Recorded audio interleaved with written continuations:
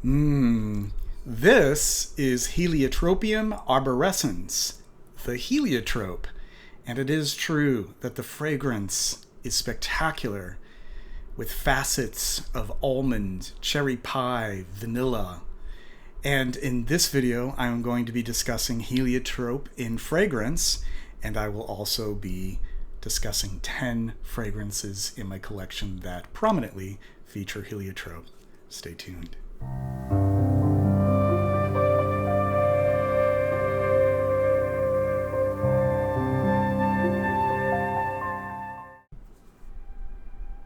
Heliotrope means to move with the sun, in reference to the flowers that follow the light of the sun throughout the day. A classical myth told in Ovid's Metamorphoses imagines that the water nymph Clytie, in love with the sun god Helios, was scorned by him. Wasting away, she transformed into the heliotrope, whose flowers supposedly always face the sun. Heliotrope is not one single plant species. There are dozens of species in the Heliotropium genus, with all sorts of different leaf and inflorescence shapes, flower colors, fragrance or lack of fragrance, growing in all different temperate and tropical regions. The one that is associated with perfume is that of Heliotropium arborescens, which is the most commonly grown garden species. And this shrub is a perennial in its native South American habitat, but is grown in temperate climates as an annual. During the Victorian era in England, it often appeared in gardens and the herbaceous borders of parks, gaining quite a reputation that would soon be reflected in the toilet waters of the time. The American poet Emily Dickinson was buried with heliotrope laid on her coffin. Butterflies can't resist the nectar of its flowers. Heliotropium arborescens comes in several varieties: Princess Marina, Mary Fox, Fragrant Delight, Iowa, Sachet, the tall Florence Nightingale, Chatsworth, and Marine, the one I have pictured here. White Lady, or White Queen, a white heliotrope which is strongly fragrant, has a more pronounced almond marzipan quality as compared to the other cherry pie vanillic scents of the other fragrant varieties. Which brings us to the fragrance profile of heliotrope as the accord appears in perfume. It has been described as soft like a cloud, with a suave warmth and facets of vanilla, almonds, cherry, anise, spicy licorice, and cinnamon. The headspace technique can be used to preserve the delicate fragrance of the flowers, but most often the scent is reproduced synthetically using other raw materials. One such material is that of heliotropin, or piperonal. Produced synthetically for the first time in the second half of the 19th century, perfumers began using the material for the first time by the early 1800s in scented toilet waters that were all the rage, much like those scented with violet or orange blossom. Although heliotropin smells almost very similar to that of the heliotrope's flowers, heliotropin does not naturally occur in the plant. It does naturally occur, however, in black pepper, dill, violet flowers, and vanilla. According to some resources, it is believed to have powerful aromatherapeutic properties, which appear to elevate mood and general well-being. Like quite a few ingredients, though, heliotropin's use has been reduced and restricted over the years by the powers that be. As a matter of fact, its use as a precursor to the production of MDMA, or ecstasy, has made it a controlled substance that requires a license to possess in larger quantities. Another fun fact is that heliotropin can be used in the synthesis of some pharmaceutical drugs, including tadalafil, otherwise known as Cialis, which is used to treat erectile dysfunction, or impotence. In spite of restrictions, there are various heliotropin replacer blends that contain a percentage of the material blended with solvents or other materials. Furthermore, there are other ingredients at the disposal of the perfumer in creating a heliotrope accord, such as heliotrope XN, heliotropyl acetate, vanatrope, viritraldehyde, IFF's dulcinel, anisyl alcohol, and so forth. Take a look at these blooms. It is a gorgeous hue. In fact, there is a color, heliotrope, which is named for this particular hue on the flowers of the heliotrope plant. And most of them do have a notable smell, so you could even go to a garden center and you may very well run into these. I actually picked this up for under $8 US, and it can even make a great house plant. They can be a perennial depending upon your zone. Where I am in New England, it would be more of an annual that would need to be replanted. So this little fellow right here is just going to be a nice house plant for the summer. And it definitely does fill up the room with its fragrance. It wafts that delightful Play-Doh, marzipan, almond, cherry pie with the crust kind of aroma that is not quite like any other floral scent.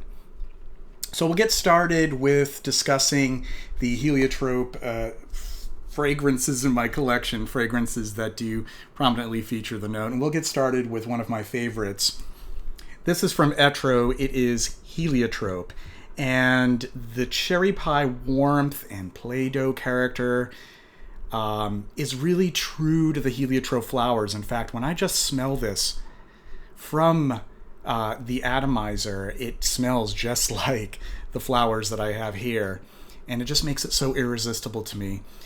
The dry down is powdery, but not exceedingly so, and the base of Tolu balsam and Peru balsam with their leathery, darkly resinous but mildly sweet qualities prevent the composition from being too light in the loafers, so to speak. So it is unisex as far as I'm concerned. You just have to find the right occasion for it. I personally would find this most pleasing at night before bedtime. Next is from Oriza Legrand. This is Heliotrope Blanc. So the song comes to mind. She's my cherry pie, cool drink of water, such a sweet surprise. Yes, Warrant. I'm old enough that I recall when that one came out. It's just the way that my mind works. I think cherry pie. I think the Warrant song. Forgive me. But this isn't nearly as sleazy. It is actually quite demure in comparison. But it does remind me very much of cherry pie and could very well make a grown man like me cry. Because it's just so delicious and cheerful. I know, I'm a dork.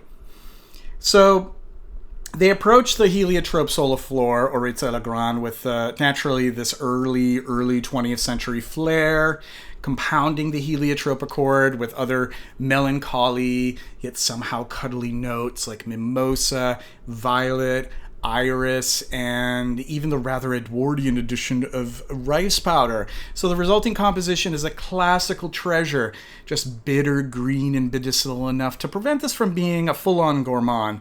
And thank heavens for that, because I'm very fastidious about my gourmands. Just spare me the excess of vanilla and ethyl vanillin and heavy sweet tonka and caramel. The tonka here with the benzoin is just more so to ground the composition in the dry down than to sweeten it. And it extends that mimosa and that sunny heliotrope into the base. So that's Oriza Legrand Heliotrope Blanc. Now, I also have in the lotion splash form this classic Heliotrope Blanc from 1850, still in production.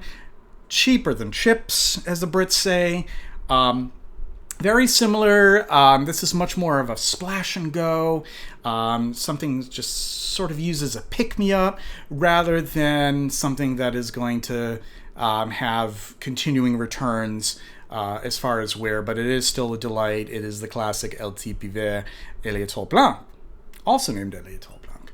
Next is the classic in this selection, the one that is so beloved by many. This is Le Bleu. In my possession, this is for the nerds. This is a 2002 batch MEQXR, and from the very opening, it is everything I hope to experience and more. I can only imagine the beauty of a well-preserved vintage, which do seem to be very hard to come by. So this is a radiant kaleidoscope of cherry pie, Play-Doh heliotrope, anisaldehyde heavy, aniseed, Parma violet, spicy carnation, cool watery iris. So this confluence of all of my favorite notes, it's here, it's utterly blissful.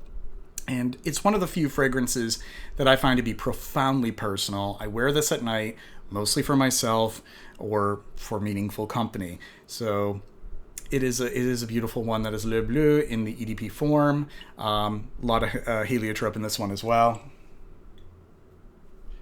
Next in line is L'Eau d'Hiver, a Jean-Claude Ellena composition.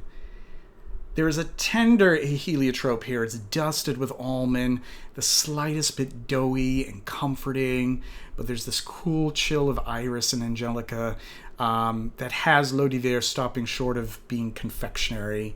It reminds me of melting ice and green tendrils that cling on heart-achingly, never wanting to let go. It just feels like human warmth and comfort and reassurance. Beautiful stuff. There is a gossamer quality to it. Don't look for a powerhouse with this. This is for those who have much more of a mindful appreciation for experiencing the development of a fragrance rather than one that's going to enter a room before you do. This is L'Eau d'Hiver from Frederic Malle, composed by Jean-Claude Ellena. Then we have one from Lorenzo Villoresi, Teint Neige.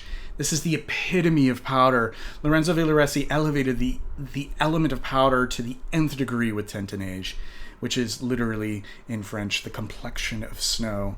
And I agree with my friend Neil Chapman in his book, Perfume in Search of Your Signature Scent, that this is indeed a boudoir scent, and one that would be for swaddling and hugging and cuddling and maybe getting intimate.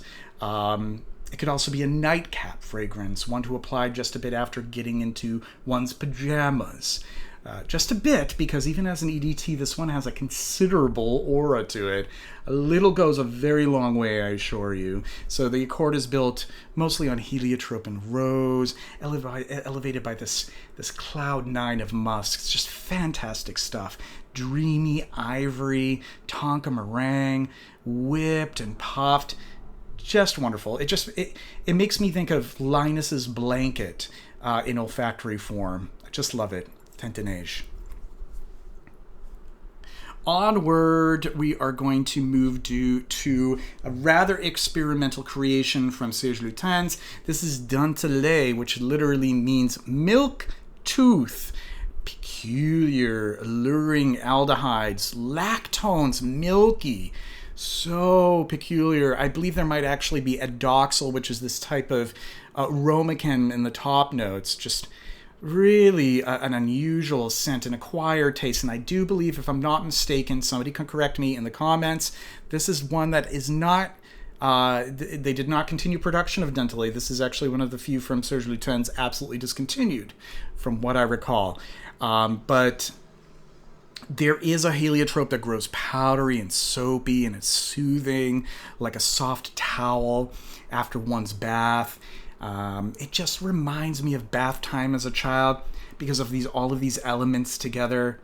Just really fascinating stuff. I do love to wear this when I do feel nostalgic. Dent from Serge Lutens.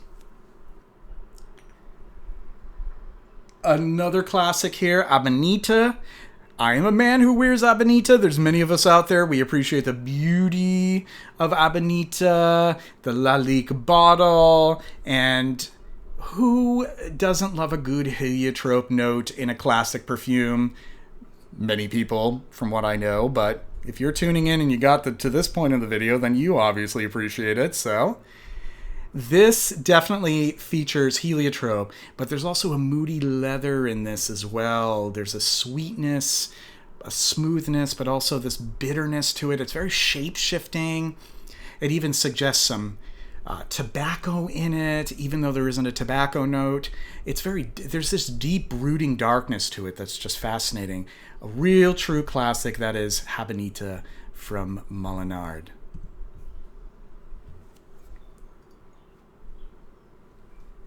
And I am going to move on now to a fragrance that was a signature during my early 20s, believe it or not. This is Helmut Lang EDC. So if this is a fragrance from my early 20s, you can imagine what kind of flashbacks I get when I wear this.